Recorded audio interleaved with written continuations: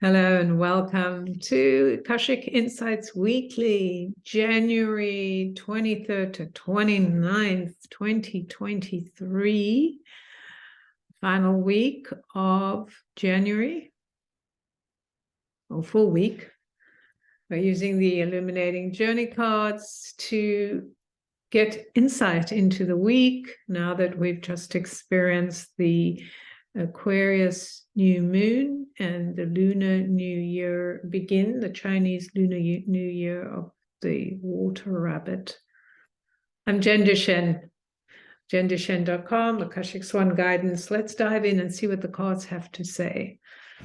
First card is the Four, and I believe this was the Four Soul Portal was the card that showed up last week first for the reading of 2023. So I find this very interesting that we have the same card that's coming forward for 2023. So what I feel when I look at this card now, from this perspective, is the sense of what has been sacred and forgotten is beginning to take prominence. So there's all kinds of aspects that we have ignored or covered over, didn't know it was there because it's been so covered and disguised. And this speaks to our stepping out into a much broader aspect of who we are. So it brings us to the organization of self, which is how this is reading, that we need to organize ourselves as individuals so we can contribute to the collective in a different way. And when I say organize ourselves, it means really think about how we want to go forward in the world. When we were born and we were given certain directions, ways of being, or they were put on us because we came in with a certain idea and then things were put on us, right? And we took those beliefs. They say by the time we're 8, I don't know, everyone has different theories, but certainly before we're 10 years old, we have kind of cemented our behavior and our belief systems in place because our unconscious is just gets these little patterns and programs going, and then we operate from there. So we're basically stuck, right? Choosing our life from that place unless we start doing work around releasing ourselves from that. So now we're in a space of going, okay, that was what it was. I took on all these programs, behaviors, beliefs, and now I'm rethinking how I want to approach life, not as a tragedy, not as a punishment, but as something that allows me to experience the wonder of being here in a soul, in a body, on earth, with a soul, in a body, right? So this speaks very much to that aspect, to the vibrancy, the liveliness, and the responsibility of being here so with so much at our fingertips that we can grasp and feel and go, oh yes, this is what I want to play with. This is something I've never seen. I've never really engaged with the earth in this way, with my being in this way, with the different aspects of what's available. And so we're being called to step into that place of immense power and playfulness.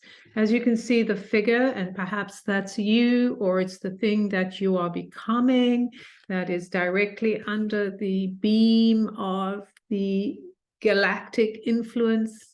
Also seeing the fire on earth, the portals, the ancientness, the wisdom of the world that exists.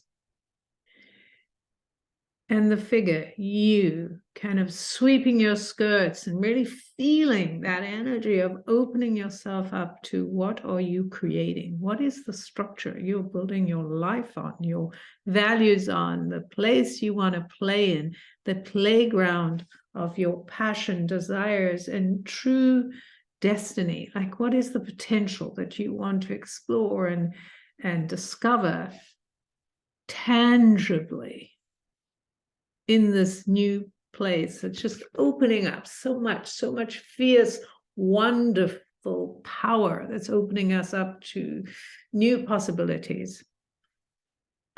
So this card also came up last week for the 2021, I'm pretty sure. Oh, I don't know, but it feels like it. It feels like it's the same cards. What? Anyway, it's this, again, we're looking at it, this, we go from the red, the fire, to the blue, the water, the kind of passion of being very grounded on earth, to this expression of our voices, of how we are acting from a place of knowing, this is what I'm aware of, this is the playground I want to play in, and this is how I want to play. Well, we have to bring our voices into the light.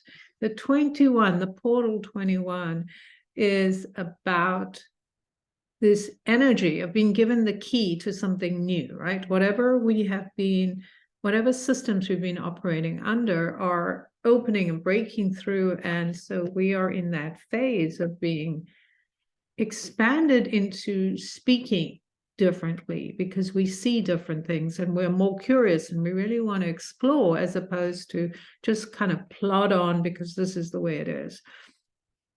And in this space, I'm struck as I look at the soul portal, at the shape of the opening, right? It's like how open it is, how the ball here, the crystal ball, how this pool here, all of these things are speaking to the expanse, the opening of becoming something different, because we're experiencing differences through being different, right? As we change our perspective, as we choose to kind of set the stage anew, we are expanded into the space of taking flight with our voices, really grounded and expansive. So now that we have the grounding and we're putting down that foundation, we're building it with an energy of expression that is expanded and open, and it's as if we're being freed, right? We've been trapped in a cave, and now we're like, oh my God, the light has burst in, the cave has opened. I can expand into this place. The 21 represents the truth will set you free. So up until now, many of us have been under this illusion of what truth is, right? That, what I have seen and know is true, or what I've been told is true. And now we're stepping into a very expanded space. So all truths just mingle in the pot of truth. But what is the truth that you want to take forward, right? What is the truth that will help you not only feel at home on earth, but allow you to begin to generate your expression in a very different way? So very powerful. And then the third and final card is the 12. Now, this is interesting because when I was shuffling, this card kept coming up. And I was like, interesting. I kept falling out the pack, or being at the bottom of the pack. And here it is. And this speaks to this idea, it's interesting, right? Where we take red and blue and mix them, and it actually makes like purple. So here we have that combination. And we come to the sacred energy of who we want to be, right? We become this through what we've just been shown, the 4 and the 21. This idea of taking ground, right? Taking root in a new way, building a foundation, and then exploring through the expanse of our voice and our experience. This is what happens. We create an energy of faith, of trust, that knowing that even things like truth and time, they're all elastic, right? Even our beliefs, it's all elastic. And where do we want to put the attention? So is it to the energy of knowledge from the past? And sometimes the knowledge from the past, like when we go to the really ancient past, so we go to things that maybe people who were considered weirdos, information that was put out there that people scoffed at. Now that becomes more, oh, there really is something of value that I want to look at. But it calls us to our sense of ownership around what we are giving faith to. What are we saying? Okay, this is going to be my guiding light. These are going to be the points that I'm going to look at going forward.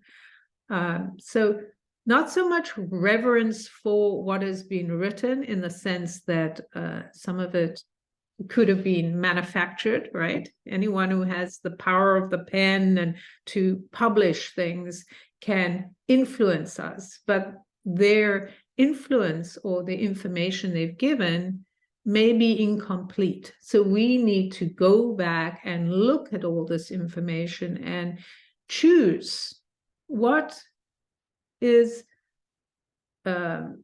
something that has meaning to us, that we can build on and experience from, right? So we're not just taking what we hear as gospel, but we're actually going to go through this process. So what we bring forward and what becomes our truth is based on who we are and how we are here to serve, right? How we're here to contribute to the world, right? I'm not saying go make up things, right? But in a sense, our imagination is what drives the world. Like, what has made the world an amazing place is that people come up with ideas and then they expand those ideas. They do this, right? This is what's true for me. This is where I've seen the light and I'm going towards it. And this is how I create something with it, right? So that's really where we're being pulled to create something new, which isn't destroy everything from the past, but not put everything on the past on pedestals, but really begin to understand, how does the information from the past, from the future, from where you are right now, right, in the present, how does that come together in this way that it brings meaning into your life and into the way you dance with life and communicate, and really what is it dropping into you that helps you to express more of who you are.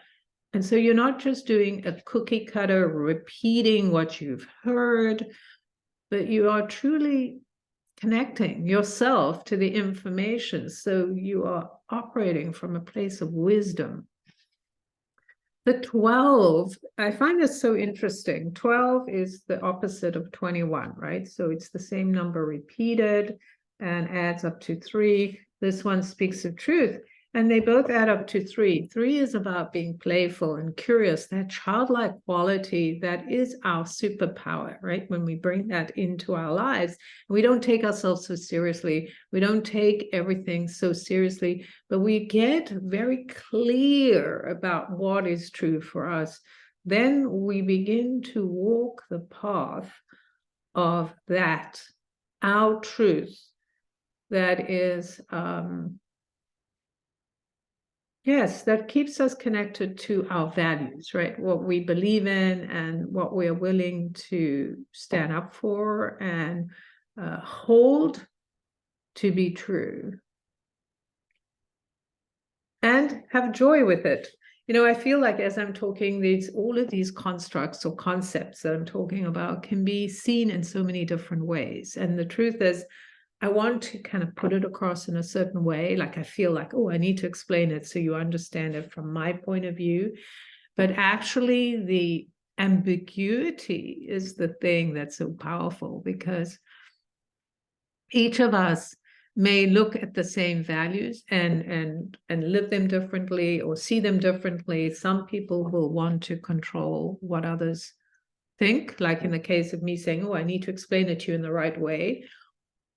Or they may want to control it further by saying, you have to believe what I believe. But at the end of the day, when we take these cards and we recognize that the whole point is we have to learn that while our beliefs may not be true in the broader picture, and they may not be true to others, they are true for us. So we have to walk the path until we expand into something new, we discover something about what we've believed in. But it is our path, right? We can't get away from the fact that we have to journey on our own path.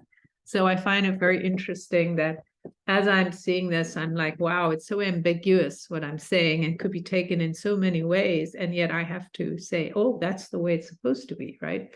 That each of us will interpret and take what we want, right?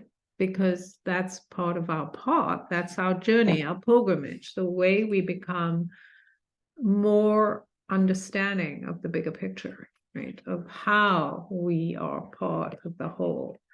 And by being who we are, in the true sense, right? Not in a manufactured sense, or think, oh, I'm supposed to be like this, but really what's true to us, that's what's powerful.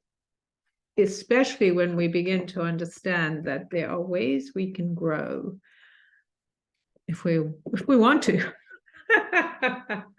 Yeah, growth is optional, right? Reaching potential is optional. And, you know, we can talk about potential and it can be so many things, right? We each see the truth for us, right? The truth in the sense that this is what is real for us in this moment. Let's say that truth is actually what we consider real. This is what's really happening. That's therefore true, right? So I'm going to stop here because I'm wishing you so much joy in your journey. This is such an incredible time. I think when we look at the cards and the message and how they bring us this understanding and this flexibility, it's incredible how powerful that is. I'm Jen Duchenne, jendushen.com, and I will see you next time.